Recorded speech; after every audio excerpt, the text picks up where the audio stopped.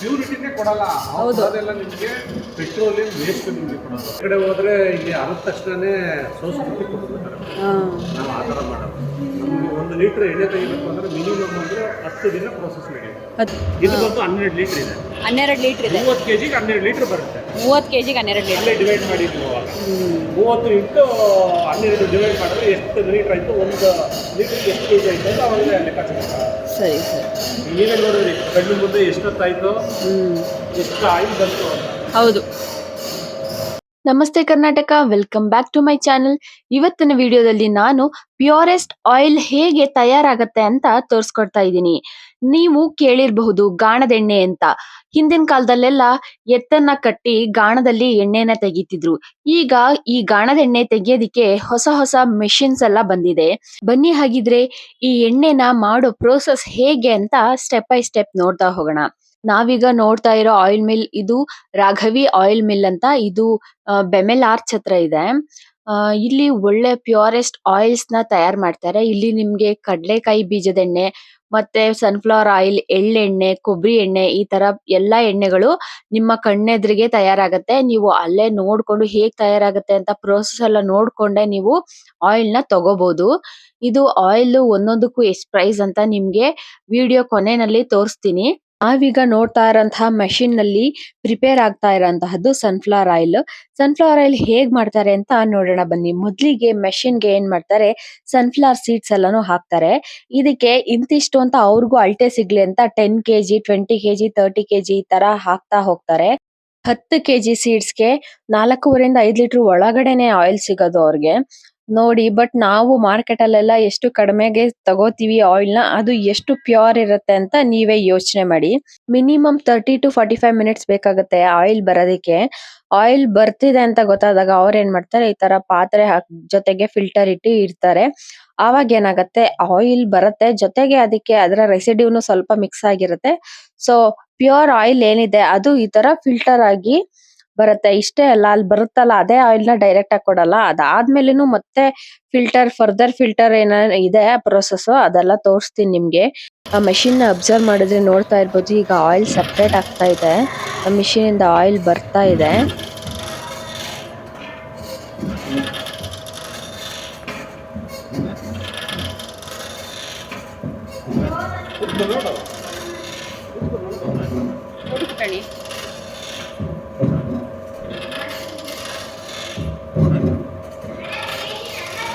ನೋಡಿ finally oil ಬಂತು. ಈಗ ಏನ್ ಮಾಡಿದ್ರು ಅವರು, ಆ ಪಾತ್ರೆಗೆ ಫಿಲ್ಟರ್ ನ ಇಟ್ಟಿದ್ದಾರೆ. ಸೊ ಅದ್ರ ರೆಸಿಡ್ಯೂ ಏನಾದ್ರೂ ಜೊತೆಗೆ ಬಂದಿದ್ರೆ ಅದು ಫಿಲ್ಟರ್ ಆಗ್ಲಿ ಮತ್ತೆ ಅಂತ. ನೋಡಿ ಆಯಿಲ್ ಎಷ್ಟು ಬರ್ತಾ ಇದೆ ಅಂತ.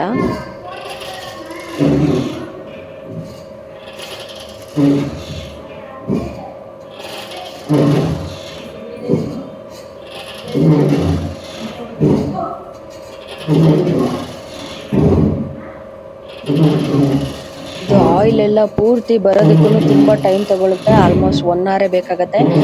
ಏನು ಹಾಕಿರ್ತಾರೆ ಸೀಡ್ಸ್ ಅದೆಲ್ಲ ಪೂರ್ತಿ ಆಯಿಲ್ ಎಲ್ಲ ಬರೋ ತನಕ. ಯಾವಾಗ ಆಯಿಲ್ ಬರೋದು ಸ್ಟಾಪ್ ಆಗುತ್ತೋ ಆವಾಗ ಅವ್ರು ಏನ್ ಮಾಡ್ತಾರೆ, ಸ್ಟಾಪ್ ಆಗಿದೆ ಅಂತ ತಿಳ್ಕೊಂಡು ಅವರು ಆಗ ಸನ್ಫ್ಲವರ್ ಸೀಡ್ಸ್ ರೆಸಿಡ್ಯೂ ಏನಿರುತ್ತೆ ಅದನ್ನ ರಿಮೂವ್ ಮಾಡ್ತಾರೆ. ಅಲ್ಲಿಗೆ ಆಯಿಲ್ ಎಷ್ಟು ಬರುತ್ತೆ ನೀವೇ ನೋಡಿ. 10 kg ಸನ್ಫ್ಲವರ್ ಸೀಡ್ಸ್ಗೆ ಬರೀ 4.5 ರಿಂದ 5 ಲೀಟರ್ ಮಾತ್ರ ಸನ್ಫ್ಲವರ್ ಆಯಿಲ್. ಇದಕ್ಕಿಂತ ಜಗತ್ತಲ್ಲಿ ಪ್ಯೂರಿಟಿ ಆಗಿ ತೆಗೆಯೋದು ಇನ್ಯಾವುದೂ ಇಲ್ಲ ಮೇಡಮ್.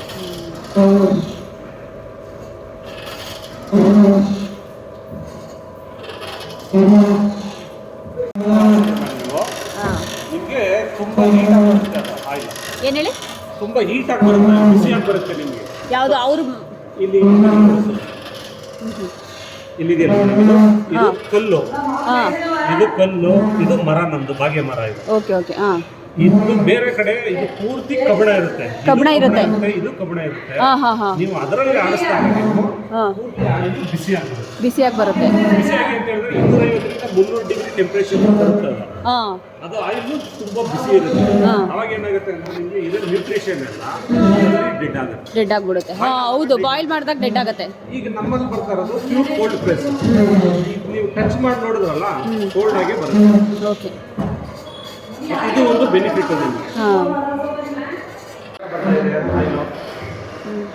ಬ್ಲಾಕ್ ಕಲರ್ ಬರ್ತಾ ಇದೆ ಅಲ್ವಾ, ಹೌದು. ಈಗ ಇಲ್ಲಿ ನೋಡಿ ಸನ್ಫ್ಲವರ್ ಯಾವ ಥರ ಹ್ಮ್ ಫಿಲ್ಟರ್ ಆದ್ಮೇಲೆ ಈ ಥರ ಕ್ಲಾರಿಟಿ ಬರುತ್ತೆ. ನಾವು ಇಲ್ಲಿ ಫಸ್ಟು ಇದಕ್ಕೆ ತುಂಬ್ತೀವಿ ಮೇಡಮ್, ಇದಕ್ಕೆ ತುಂಬ ಆದ್ಮೇಲೆ ಅದು ಇಲ್ಲಿಗೆ ಇಲ್ಲಿ ತುಂಬ್ತೀವಿ ಈ ಟ್ಯಾಂಕಿಗೆ. ಹಾ. ಇದಾದ್ಮೇಲೆ ಮೋಟರ್ ಪಂಪ್ ಮಾಡುತ್ತೆ. ಪಂಪ್ ಮಾಡಾದ್ಮೇಲೆ ಈ ಬಟ್ಟೆಗೆ ಹೋಗಿ ಫೋರ್ಸ್ಫುಲಿ ಪ್ರೆಷರ್ ಅಲ್ಲಿ ಇದಾಗುತ್ತೆ. ಅದಾದ್ಮೇಲೆ ಡ್ರಾಪ್ ಇದ್ದು ಇದು ಬಂದು ಸ್ಟೋರ್ ಆಗುತ್ತೆ. ಇದು ಫಿಲ್ಟರ್ ಪ್ರೋಸೆಸ್. ಇಡೀ ಮೈಸೂರಲ್ಲಿ ಈ ತರ ಯಾರು ಮಾಡಿ ನಿಮಗೆ ಸರ್ವಿಸ್ ಕೊಡಲ್ಲ ಮೇಡಮ್. ಇದು ನಮ್ಮ ನಾಟಿ ಬೀಜ ಮೇಡಮ್. ನಾಟಿ ಬೀಜ. ಇಲ್ಲಿ ಸೌತ್ ಕರ್ನಾಟಕದ ಆಯಿಲ್ ಕಡಿಮೆ ಬರುತ್ತೆ ಇದರಲ್ಲಿ. ಆಯಿಲ್ ಕಮ್ಮಿನೇ ಬರುತ್ತೆ ಮೇಡಮ್. ಅಂದ್ರೆ ಟೇಸ್ಟ್ ಇರುತ್ತೆ, ಸ್ಮೆಲ್ ಇರುತ್ತೆ ನಿಮ್ಗೆ. ಸ್ಮೆಲ್ ಇರುತ್ತೆ. ಅದರಿಂದ ನಮ್ಮ ಆ ಕಡಲೆ ಬೀಜದಲ್ಲಿ ಸ್ಮೆಲ್ ಇರಲ್ಲ. ಸ್ಮೆಲ್ ಇರೋಲ್ಲ, ಟೇಸ್ಟ್ ಇರಲ್ಲ, ಸಪ್ಪೆ ಇರುತ್ತೆ ಅದು. ನೋಡಿ ಅಲ್ಲಿ ನೀವು ಪಾತ್ರೆಗಳಲ್ಲಿ ನೋಡ್ತಾ ಇರೋಂತಹ ಆಯಿಲ್ ಎಲ್ಲ ಸೀಡ್ಸ್ ಇಂದ ಸೆಪರೇಟ್ ಆಗಿರೋಂತಹ ಆಯಿಲ್. ಅದನ್ನ ಏನ್ ಮಾಡ್ತಾರೆ, ಪಾತ್ರೆನಲ್ಲಿ ತುಂಬಿಸಿಡ್ತಾರೆ. ಸೀಡ್ಸ್ ಇಂದ ಸೆಪರೇಟ್ ಆಗಿ ಬಂದ ಮೇಲೆ ಅದನ್ನ ಸ್ವಲ್ಪ ದಿನ ಏನ್ ಮಾಡ್ತಾರೆ, ಅವರು ಬಿಸಿಲಲ್ಲಿ ಇಡ್ಬೇಕಂತೆ. ಬಿಸಿಲಲ್ಲಿ ಇಟ್ಟ ಮೇಲೆ ಅವರು ಅದನ್ನೆಲ್ಲ ಫಿಲ್ಟರ್ ಮಾಡ್ತಾರೆ. ಫಿಲ್ಟರ್ ಮಾಡಾದ್ಮೇಲೆ ಫೈನಲ್ ಆಗಿ ನಮ್ಗೆ ಈ ತರ ಪ್ಯೂರೆಸ್ಟ್ ಆಯಿಲ್ ಬರುತ್ತೆ.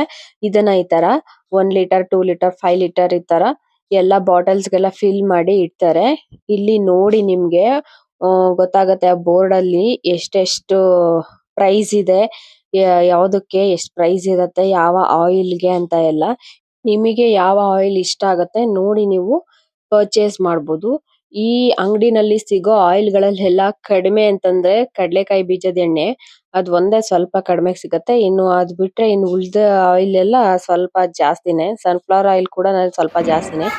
ಈಗ ನೋಡಿ ಕಡ್ಲೆಕಾಯಿ ಬೀಜದ ಎಣ್ಣೆ, ಕಡ್ಲೆಕಾಯಿ 10 kg ಕಡ್ಲೆಕಾಯಿನ ಹಾಕ್ತಾ ಇದ್ದಾರೆ ಮೆಷಿನ್ ಒಳಗಡೆ. ಕಡಲೆ ಬೀಜದಲ್ಲಿ ವೆರೈಟೀಸ್ ಇರುತ್ತೆ ತುಂಬಾ. ಬಟ್ ಕೆಲವು ಕಡಲೆ ಬೀಜನ ಈ ತರ ಆಯಿಲ್ ತೆಗಿಯಕ್ಕಂತಾನೆ ಯೂಸ್ ಮಾಡ್ತಾರೆ. ಬಟ್ ಇವರು ಹಾಕ್ತಾ ಇರುವಂತಹ ಕಡಲೆ ಬೀಜ ಇದು ನಾಟಿ ಕಡಲೆ ಬೀಜ ಅಂತೆ. ಸೊ ಇದರಿಂದ ಒಳ್ಳೆ ಸ್ಮೆಲ್ ಇರುತ್ತೆ, ಚೆನ್ನಾಗಿರುತ್ತೆ ಅಂತ ಇದನ್ನ ಯೂಸ್ ಮಾಡ್ತಾ ಇದ್ದಾರೆ. ಬಟ್ ಇನ್ನ ಬೇರೆ ತರ ಕಡಲೆ ಬೀಜ ಬರುತ್ತಂತೆ, ಅದರಲ್ಲಿ ಆಯಿಲ್ ಜಾಸ್ತಿ ಬರೋದಂತೆ. ಬಟ್ ಈ ಕಡಲೆ ಬೀಜದಲ್ಲಿ ಆಯಿಲ್ ಕಡಿಮೆ ಬರುತ್ತಂತೆ.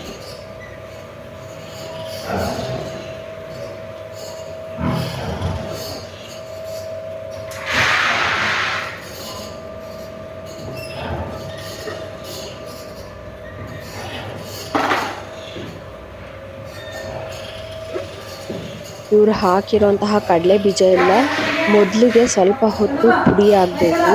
ಅದೆಲ್ಲ ಸ್ವಲ್ಪ ಹೊತ್ತು ಪುಡಿ ಆಮೇಲೆ ಇವ್ರು ಏನು ಮಾಡ್ತಾರೆ, ಆ ಕಡಲೆ ಬೀಜಕ್ಕೆ ವಾಟರ್ನ ಆ್ಯಡ್ ಮಾಡ್ತಾರೆ.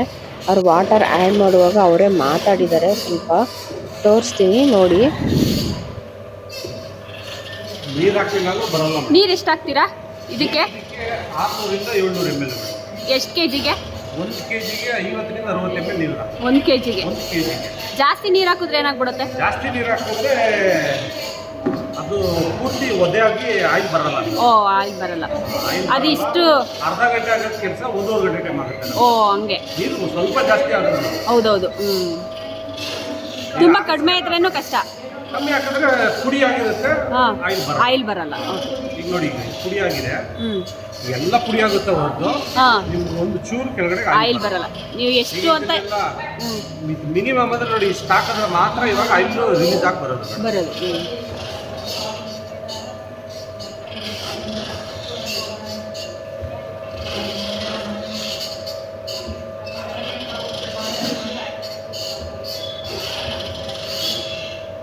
ಲೈಟಾಗಿ ಒದ್ದೆ ಆಗ್ತಾ ಇದೆ.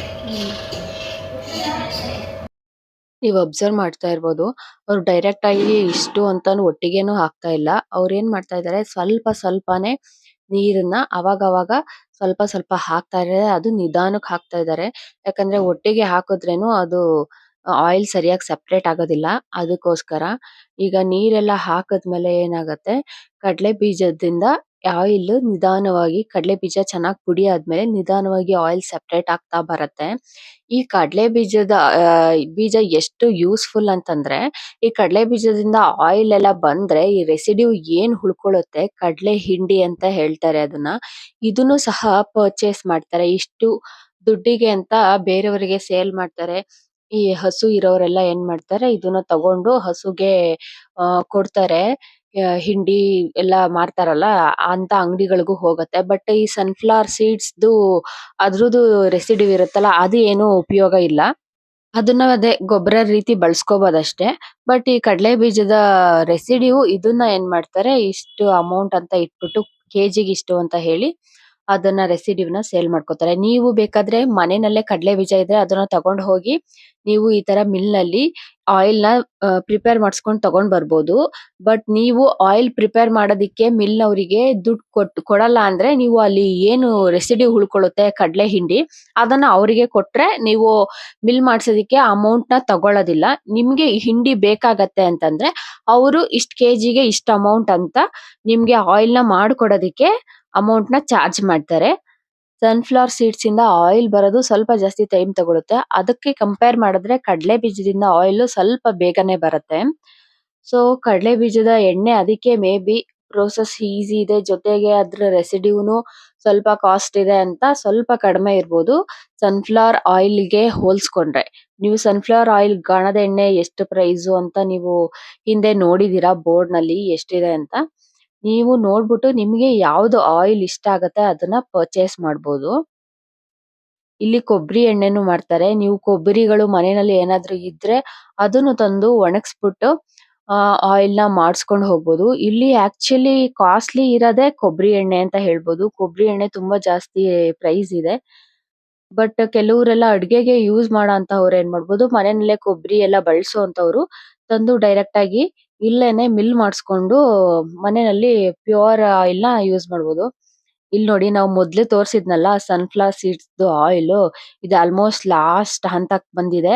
ಇನ್ನೇನ್ ಆಯಿಲ್ ಎಲ್ಲ ಬಂದಿದೆ, ಆಲ್ಮೋಸ್ಟ್ ಬಂದು ಈ ತರ ಸ್ಟಾಪ್ ಆಗಕ್ಕೆ ಅಂತ ನಿಂತಿದೆ.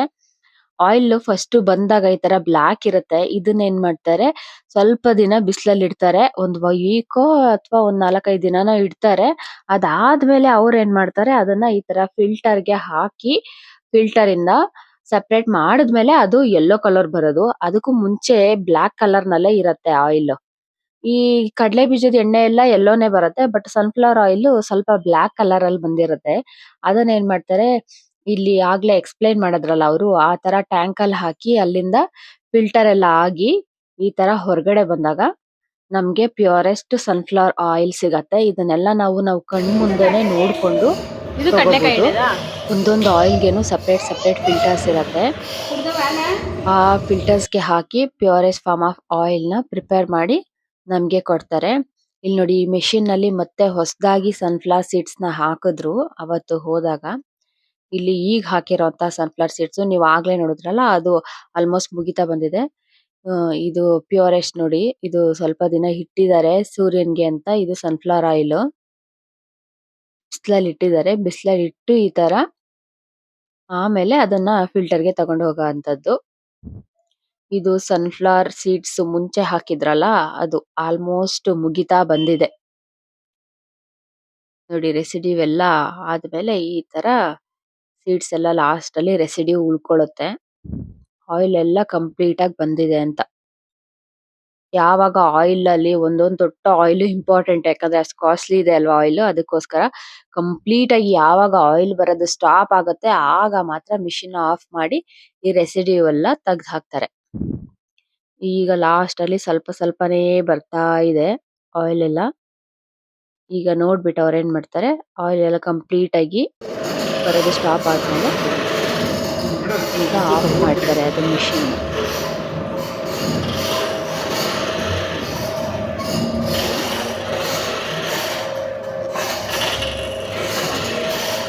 ಎಷ್ಟೊತ್ತಾಗುತ್ತೆ ಇನ್ನು ಲಾಸ್ಟು? ಇನ್ನೊಂದು 5 ನಿಮಿಷ ಸ್ಟಾಪ್ ಆಯ್ತು. ಸ್ಟಾಪ್ ಆಯ್ತು. ಸ್ಟಾಪ್ ಆದ್ರೆ ತೆಗೆಯೋದು. ಅದು ಸ್ವಲ್ಪ ಸೌಂಡ್ ಮಾಡುತ್ತೆ ಸಿಕ್ಕಾಪಟ್ಟೆ ಮಿಷಿನ್. ಆ ಸೌಂಡ್ ಬಂದಾಗ ಗೊತ್ತಾಗ್ಬಿಡುತ್ತೆ ಎಣ್ಣೆ ಬರ್ತಾ ಇಲ್ಲ ಅಂತ. ಬರ್ತಾ ಇಲ್ಲ.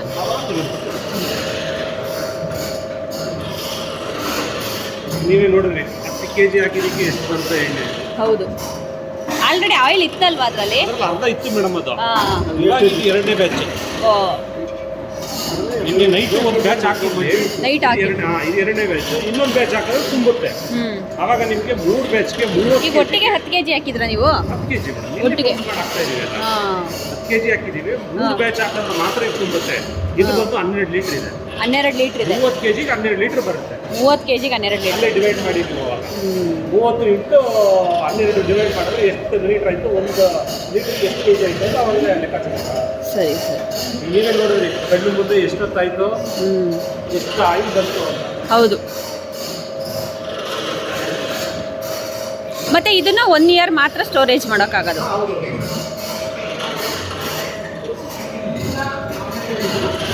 ಇಲ್ಲಿ ತನಕ ಹೇಗೆ ಗಾಣದ ಎಣ್ಣೆನ ಪ್ರಿಪೇರ್ ಮಾಡೋದು, ಪ್ಯೂರೆಸ್ಟ್ ಫಾರ್ಮ್ ಆಫ್ ಆಯಿಲ್ ನ ಹೇಗೆ ತೆಗಿತಾರೆ ಅಂತ ನೋಡಿದ್ರಿ. ನೀವು ಯೂಶಲಿ ಹೊರಗಡೆ ಅಂಗಡಿನಲ್ಲೆಲ್ಲ ಸಿಗುವಂತಹ ಆಯಿಲ್ ಎಷ್ಟು ಪ್ಯೂರ್ ಇರತ್ತೆ ಅಂತ ನೀವೇ ಇದರಿಂದ ಡಿಸೈಡ್ ಮಾಡ್ಬೋದು. ಸೊ ನಾವು ಪ್ಯೂರೆಸ್ಟ್ ಫಾರ್ಮ್ ಆಫ್ ಆಯಿಲ್ ತಗೊಳಕ್ಕೆ ಆಗಿಲ್ಲ ಅಂದ್ರೇನು ಅಟ್ಲೀಸ್ಟ್ ನಾವು ಬಳಸೋ ಎಣ್ಣೆನೆ ಕಡಿಮೆ ಯೂಸ್ ಮಾಡ್ಬೋದು. ಸೊ ನಮ್ಮ ಆರೋಗ್ಯನೂ ಚೆನ್ನಾಗಿರತ್ತೆ. ಈ ವಿಡಿಯೋ ಇಷ್ಟ ಆಗಿದ್ರೆ ವಿಡಿಯೋನ ಲೈಕ್ ಮಾಡಿ, ಚಾನಲ್ಗೆ ಸಬ್ಸ್ಕ್ರೈಬ್ ಮಾಡಿ.